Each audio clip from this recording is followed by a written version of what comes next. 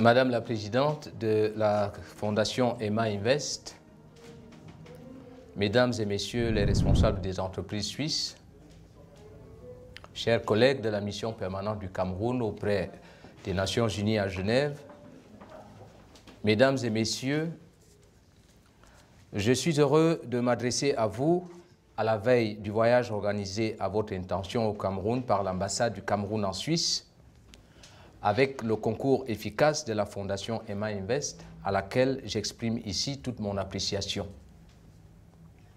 Merci d'avoir répondu présent à notre invitation de ce jour, dont l'objectif est de mieux faire connaissance et de vous fournir, si nécessaire, un complément d'information sur votre voyage dans mon pays.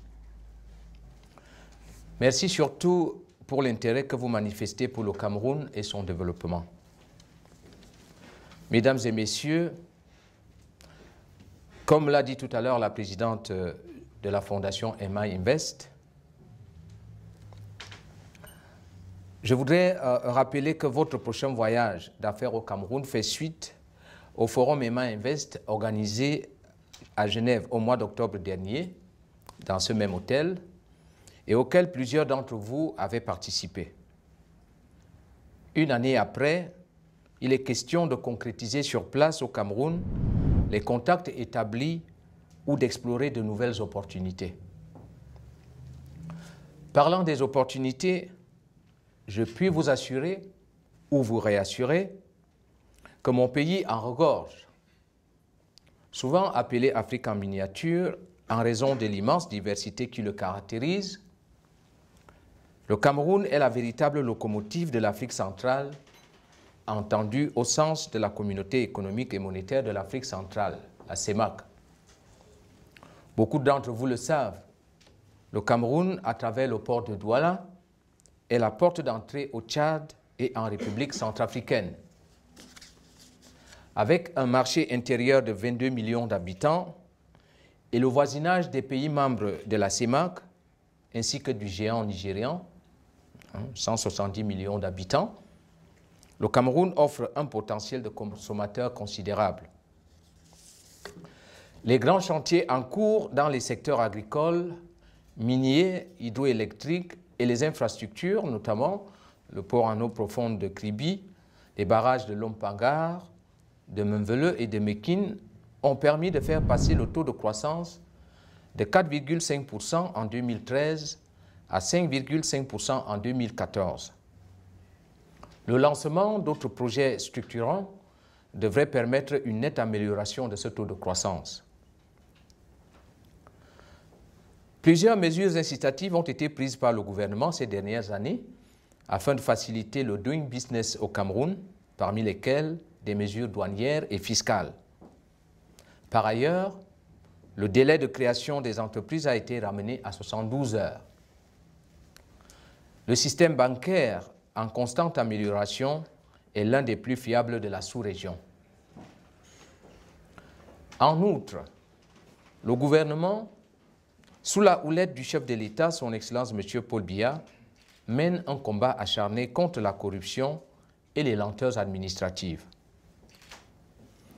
À toutes ces opportunités que je viens d'énumérer, il faut ajouter l'atout essentiel qu'offre le Cameroun, notamment une démocratie apaisée. Mon pays connaît en effet une stabilité rare sur le continent africain et vit en paix, ceci malgré les soubresauts à ses frontières est et nord-est qu'il gère avec beaucoup de doigté et de sagesse. En bref, mesdames et messieurs les investisseurs, mon pays vous tend les bras. Le Cameroun vous tend les bras. Il est prêt à vous accueillir ainsi que vos investissements. C'est en effet Comme le soulignait le chef de l'État camerounais dans un de ses récents discours, oui, c'est en effet le moment d'investir au Cameroun, qui a déjà une classe d'hommes d'affaires dynamique, mais qui a aussi besoin de la qualité suisse reconnue à travers le monde. Je cache peut-être l'image, mais vous avez là la qualité suisse à la rencontre du dynamisme camerounais. C'est ce que nous souhaitons organiser. Les économistes parmi les meilleurs ne prédisent-ils pas que le XXIe siècle sera celui de l'Afrique? Voici ce qu'écrit à ce sujet le très sérieux journal Le Temps de Genève, dans son édition d'hier, en page 13, et dans un encadré au titre évocateur. Le titre, c'est « La croissance attire investisseurs et gérants sur le continent ». Et je cite ce qu'écrit le journal Le Temps. Une croissance de 4% en moyenne en 2013 et même de 5% pour la partie subsaharienne. Des perspectives de croissance de 5,8% pour 2014. L'Afrique, qui a résisté à la crise financière, attire toujours davantage d'investisseurs étrangers.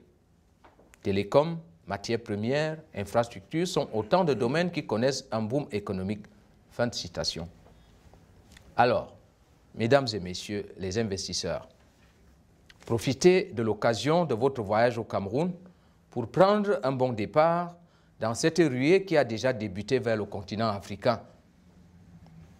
La Fondation Emma Invest, l'ambassade du Cameroun en Suisse et le gouvernement sont à vos côtés et résolument prêts à vous soutenir.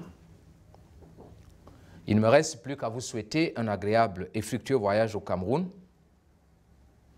Je vous précède là-bas, donc je vous arrange autant que possible le terrain. Merci pour votre aimable attention.